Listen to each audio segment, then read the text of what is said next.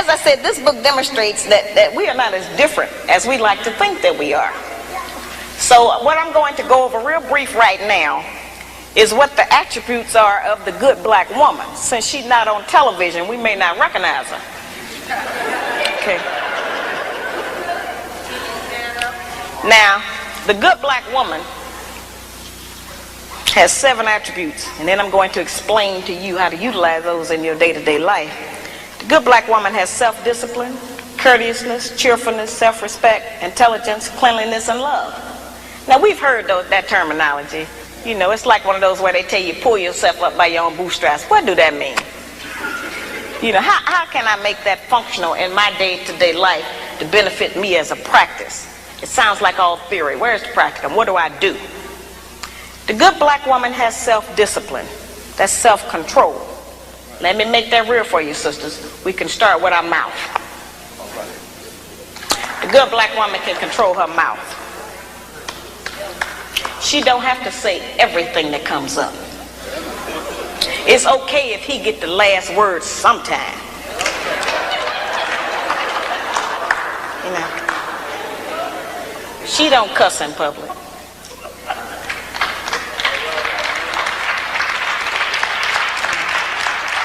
And she works on not cussing in private. She don't tear a man down with her mouth because they can't out-argue us. Can't nobody out-argue us. I have charged that we nag our men too much. We keep our men's head tied up so much with our petty grievances about our personal relationship that he don't have time to think and plan for our future. Because he got to deal with what's going to happen with us every day. You know, it's real odd. When the black man come home, he almost have to do a wind test or stick his toe in the door. He don't know what's waiting. He don't know who in there today. He know it's a possibility that there's some kind of new monster that he didn't even know about yesterday. So, you know, we need to not make it like that. We need to not be so vicious with our mouth. You know, men are not petty like that. They're not going to out-argue us. And it has been proven that verbal abuse is just as harmful as physical abuse. So let's not use our mouth to do that to him. The good black woman is courteous. She says, thank you, baby. I appreciate you doing that. I appreciate every effort you make. Try harder. I'm going to work with you. Thank you. I know you did your best. Now that's a whole new language.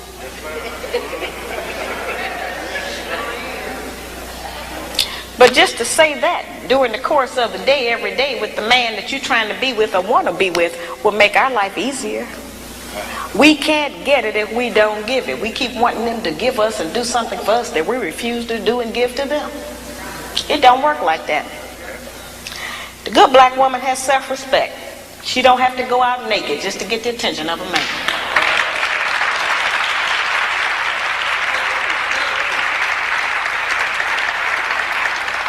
I have sisters all over the country, and they come up to me after the lectures, and they'll be talking to me, and they'll say, well, you know, all he think about is sex. All he think about is my body. I say, why don't you show him something else? And then here's the really good one. They'll come up and they'll have on a weave. They have on false eyelashes, another whole face, false fingernails, and all of that. And then they'll say, but I'm looking for a real man.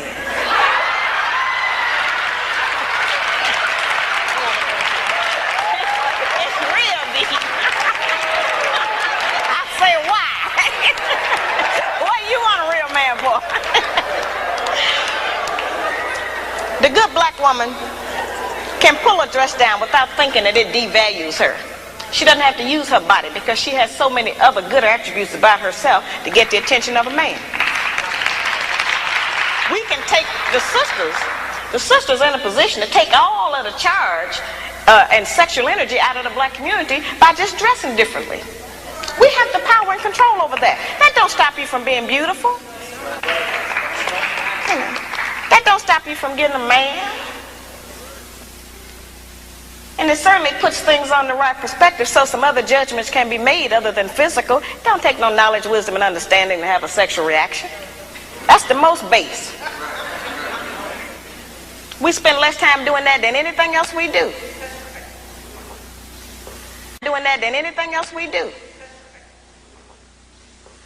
So, you know, that doesn't always have to be the forefront issue. We know we are capable of that.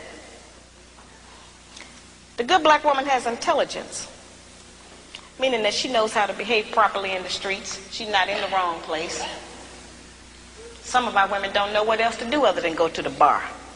They need some activities. Some of our women thinking that staying home on the weekend is some kind of sin.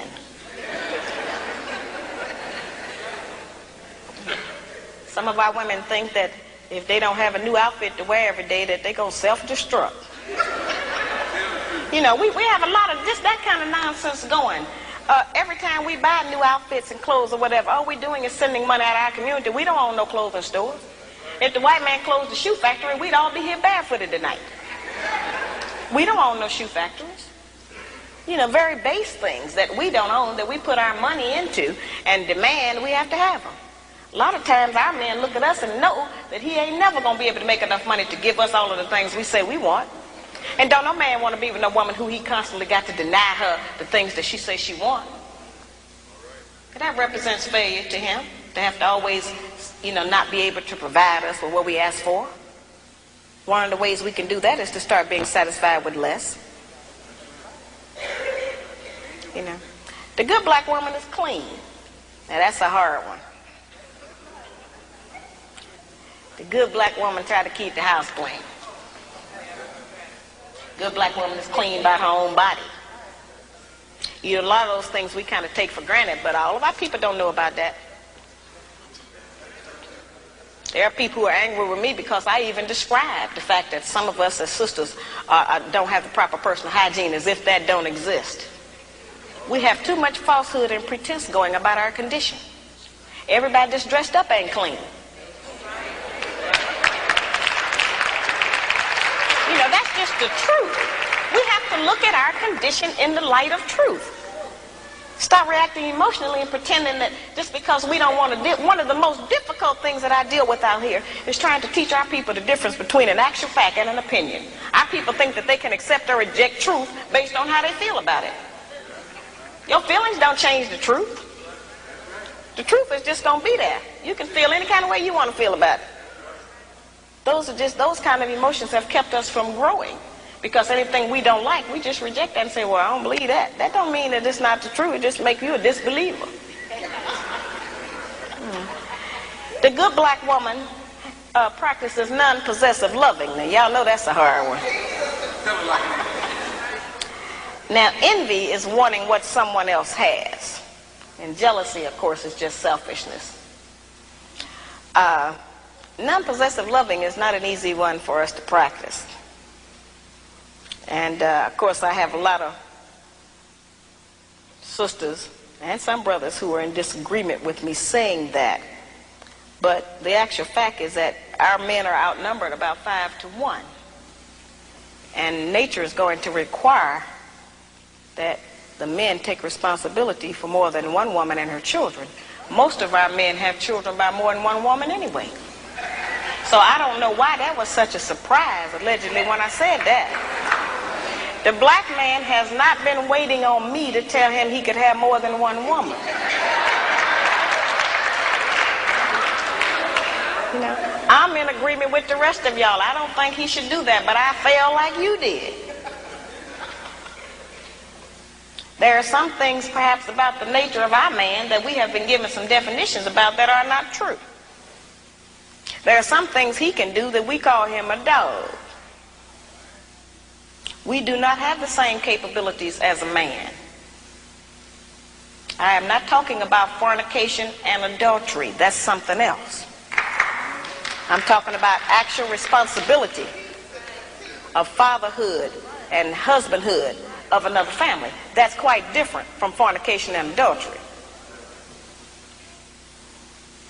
We don't have the same capabilities of them. That's right. A man can have 2 homes, 2 sets of in-laws. He can eat dinner at 2 houses, 2 sets of children, 2 garages, 2 separate sets of friends attached to that woman. He can have all of that. We can't do that. We can't cook dinner at 2 houses. We can't sleep with one man 4 nights a week and another one 3. Ain't no man gonna agree with that. We can't have 1 set of children we leave in one place and go and stay in another place and take care of another set. It doesn't work for us. I'm talking about just taking responsibility for your children. Now certainly every man can't take financial responsibility for all of his children. He can do something. But a man who is spending time with a child is going to do something for it. Because then they'll find out what we have since we've been taking care of them by ourselves. You don't like to always say, no, I can't do it. No, I ain't got it. So the children will make you get it up. You spend some time with it. You know, that's an important thing.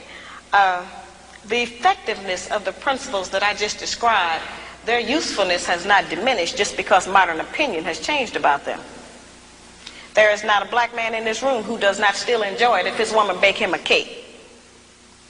Well, our young daughters are being raised and taught that that's old style and that's out of fashion.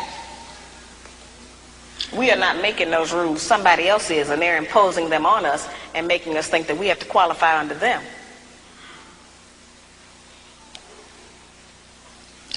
I tell the brothers, just like I tell the sisters, if you have a woman that you've been working with for months or years, and you can't get that woman to get in agreement with your program, then get rid of her and get another one. And I tell the sisters the same thing. But we spend too much time living in hell with each other. We spend too much time tearing each other down, trying to make the other person do different or function different.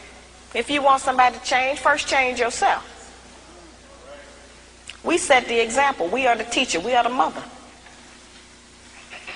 We set the example.